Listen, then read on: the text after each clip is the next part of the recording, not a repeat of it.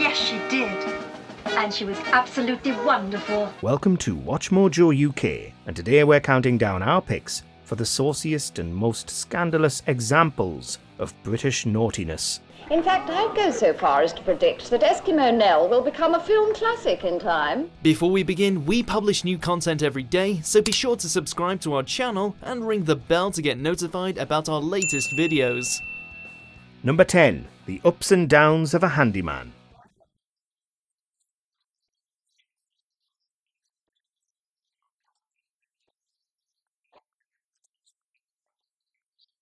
It seemed as if any occupation used to be fair game for the British sex comedy industry. A cursory glance of the genre's history includes everything from taxi drivers to plumbers' mates, with many film adaptations taking inspiration from such sources as Timothy Lee's Confessions series. The Ups and Downs of a Handyman is definitely cut from this sort of cloth. A gaggle of sexy gags and goings-on involving a Mr. Fix-It and his assorted ladies. Hammer and Carry On icon Valerie Leon serves as a welcomed presence on screen, while Barry Stokes' titular handyman gets into all sorts of trouble in his new countryside surroundings.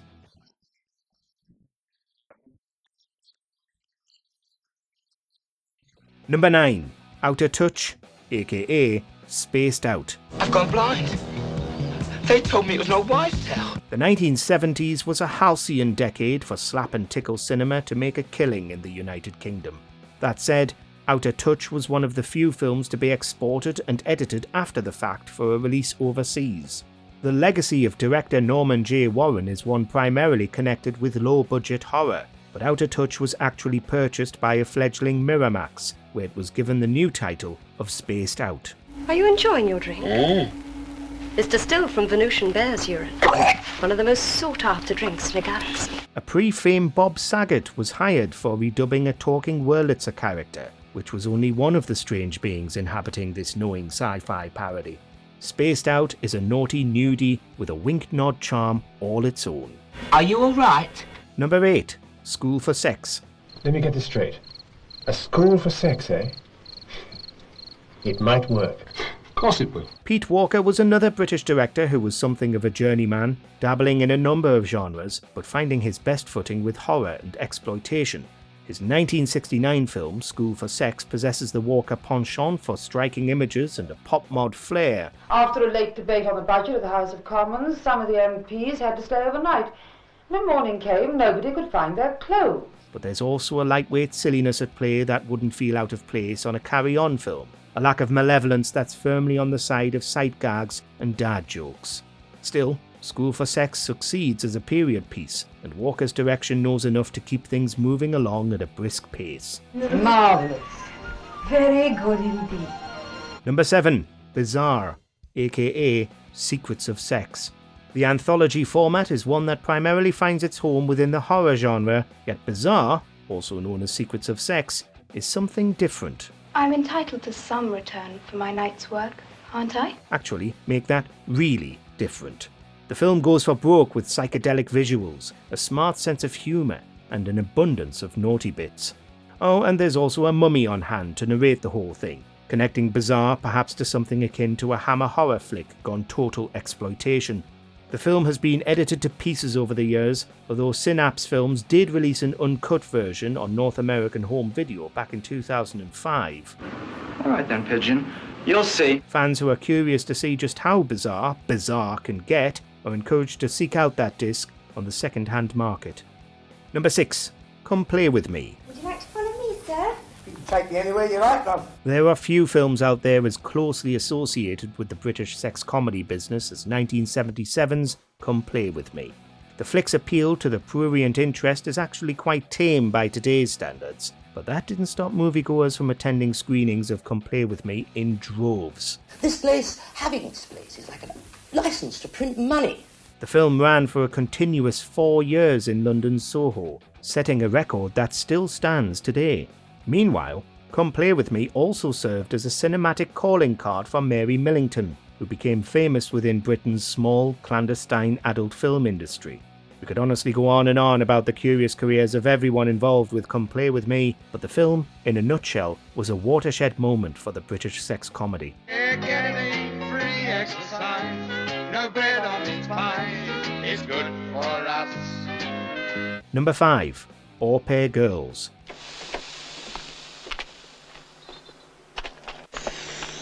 There seems to be a running theme throughout this list of directors who eventually came to the sex comedy industry as a way to make money. Val Guest had a long and esteemed career working for studios such as Hammer, but Au Pair Girls arrived near the twilight of his career, in 1972. Randy, watch it! Guest would make another sex comedy, Confessions of a Window Cleaner, around the same time, and both films possess the same sort of anarchic, rompy atmosphere. Au Pair Girls utilises 4 different au pair characters to tell a quartet of sexy stories. However, it's the segment featuring Gabrielle Drake, sister of doomed folk singer Nick Drake, that probably steals the show. Oh, so that's what it's all about, is it? Why, yes, Buster, I'd love to dance. Number 4. Carry On Camping. Now, don't forget, not a word to the girls about where we're going. It's a mystery holiday. We mentioned how ubiquitous the Carry On films have historically existed within British culture. They're so ingrained, in fact, that it becomes difficult to pick a favourite. Carry On Up the Khyber is certainly a popular choice, but we'd argue that Carry On Camping nails the franchise's sexy and silly shenanigans. Please, sir, I don't seem to have a pair. I wouldn't say that, dear. There's a lot of miscommunication gimmicks to the humour at play that wouldn't feel out of place on an episode of Man About the House, while various Carry On legends like Barbara Windsor and Bernard Bresslaw bring their A-games. Oh, and the decision to set Carry On Camping at a nudist colony makes it a perfect addition to this list. My dear man, these tents are all for young girls. Oh, well, I'm not fussy. Well, I am. Number 3. The Touchables. I haven't seen too much of you, have I?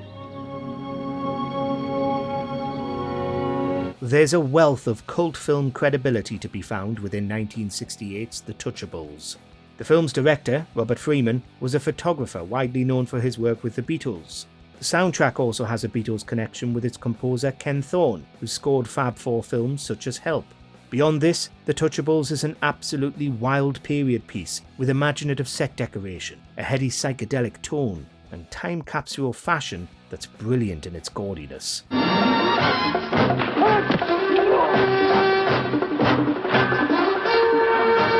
There's also elements of a crime drama at play, dealing with a pop singer who's kidnapped by a bevy of beautiful women. Does he actually want to be rescued, however? Find out for yourself by watching The Touchables. Melanie! This is the final end! At last! Number 2. Alfie. The one thing I never do with a woman, I never... Take your shirt off, please. Hey? We've admittedly mucked around with a lot of lower budgeted exploitation flair during this list, but fear not, for Alfie has arrived to lend us a little class. Sir Michael Caine stole hearts across the world as the irrepressible Alfie Elkins in this film that combines sex, comedy and drama. Alfie actually isn't the nicest of characters, yet it's his moral flexibility that makes this film so compelling, since Caine often directly addresses the audience. Blimey, once I met the husband, it done half put me off the wife. I mean, he could be dying on his bed, but if I ain't met him, I won't think about him, will I? We enjoy following this flawed protagonist through his journey of love, loss, and existential questions. The film was also successful enough to warrant a sequel in 1975, although Caine did not return to reprise his role. It quite touched me. And I started praying or something, saying things like, God help me, and things like that. Number 1. Eskimo Nell. Well, it's just that I'm not very well up on Eskimos. Just as Val Guest sundowned his film career with some sex films, so too did New Zealand's Martin Campbell work in this genre during his early years. The future director of GoldenEye would cut his teeth with Eskimo Nell in 1975, a film that was very loosely inspired by the bawdy poem The Ballad of Eskimo Nell. No, of course not. Fine. Would you excuse me for a moment? Noted sexploitation producer Stanley A. Long financed the film, which was notable for its early meta-commentary about the actual making of a sex picture. This plot allows for Eskimo Nell to make all sorts of on-the-nose jokes about the film industry. Everything from shady producers and crazy actors to financial backers all wanting something different from the finished product winds up in Eskimo Nell, and it all works. It's the happiest birthday I've had since I left the orphanage. Have you ever sneaked off to watch any of these, or rent them from the video store? Let us know in the comments. Well, if you give me a couple of ticks, I could give you a rough approximation.